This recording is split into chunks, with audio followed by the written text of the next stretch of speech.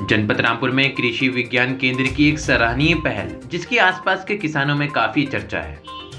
आपको बता दें कि खेती की जमीन कम होने से पशुओं के लिए हरे चारे की समस्या पैदा होने लगी थी। इसी समस्या से निजात दिलाने के लिए कृषि वैज्ञानिकों ने कम जमीन में अधिक चारा उगाने की विधि अपनाई है। धमोरा के कृषि विज्ञान केंद्र में पशु चिकित्सा वैज्ञानिक डॉक्टर रूपम सिन्हा ने एजोला उगाने की इकाई तैयार की है, जो कि किसान अपने ही खेतों में एजोला नामक चारा मात्र ₹1 प्रति किलो के हिसाब से उगा सकते हैं। और इसका सबसे बड़ा फायदा यह है कि जो दुधारू पशुओं में दूध बढ़ाने के लिए इस्तेमाल किया जाएगा और मुर्गियों में अंडा उत्पादक की क्षमता भी बढ़ाएगा और साथ ही साथ फसलों में हरी खाद के रूप में भी प्रयोग किया जाएगा। और अब कृषि वैज्ञानिक किसानों को इसे तैयार करने की विधि सिखा रहे हैं। जी, मेरा नाम डॉक्टर रूपम सिन्हा है।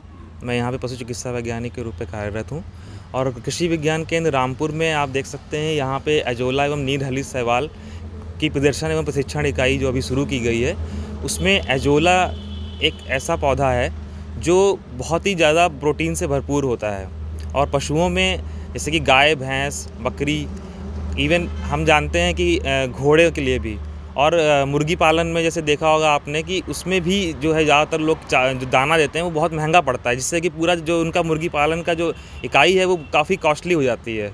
तो किसानों को इस तरीके की समस्याएं बहुत ज़्यादा आती हैं और ख़ास तौर से रामपुर क्षेत्र में जहाँ पे हरे चारे की एक समस्या है, उस क्षेत्र में इसका बहुत ज़्यादा महत्व इसलिए भी बढ़ जाता है क्योंकि पहले से यहाँ पर हरा चारा कम है और ये चारा ऐसा चारा है जिसकी कीमत केवल ₹1 प्रति किलो पड़ती है।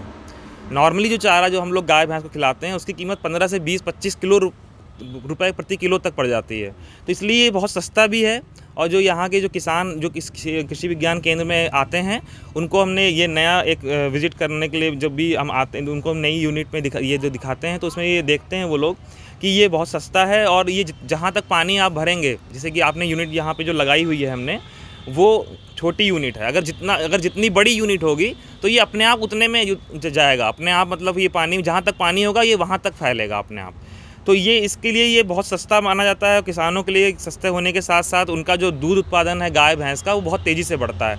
जैसे कि अगर किसी गाय की जो दूध है वो 10 किलो है तो अगर आप इसको देना शुरू करेंगे तो आप 15 से 20 दिन में ही देखेंगे कि उसका दूध जो है 12, 13, 14, 15 इस तरह से बढ़ना शुरू हो गया है। तो इस तरह से आप मतलब ये है कि ये, और मुर्गियों में अगर कोई पोल्ट्री फार्म लगाया हुआ है तो उसमें ये मेरे पास बहुत सारे यहाँ के किसान भाइयों की समस्याएं आती हैं कि वो बताते हैं कि बहुत महंगा पड़ रहा है क्योंकि हमारा जो फीड है वही हमको बहुत ज़्यादा कॉस्टली पड़ रहा है, वो 60 से 70 रुपये किलो पड़ता है उनको। तो ये बहुत ज़्यादा महंगा पड़ता है, इसलिए वो लोग बताते हैं कि ये हमारा पूरा मुर्गी का फार्म है पूरा बैठा जा रहा है सर, उसमें क्या करना है।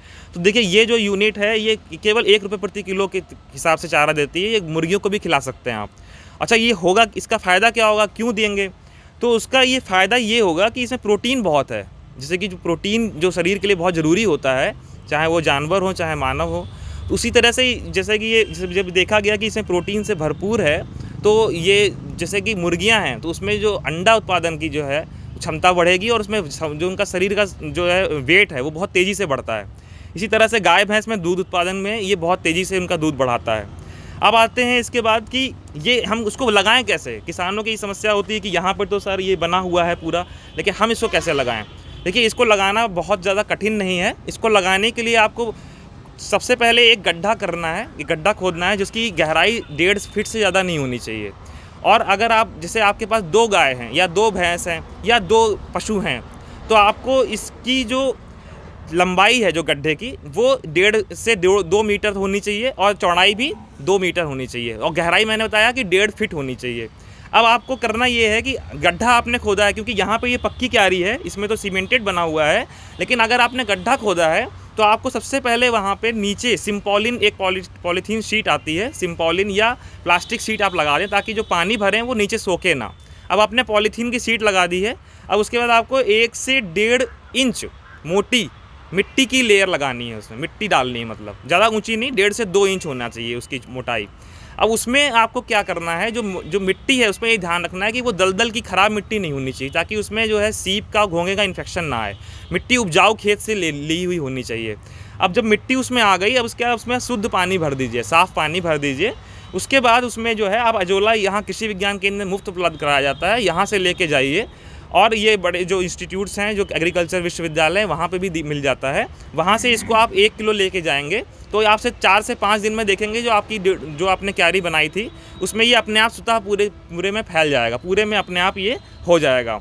और अगर आप देखेंगे इसमें आप सावधानी क्या क्या रखनी चाहिए, इसको जो पानी इसका होता है वो हर 1.5 से 2 महीने में आपको बदलना चाहिए।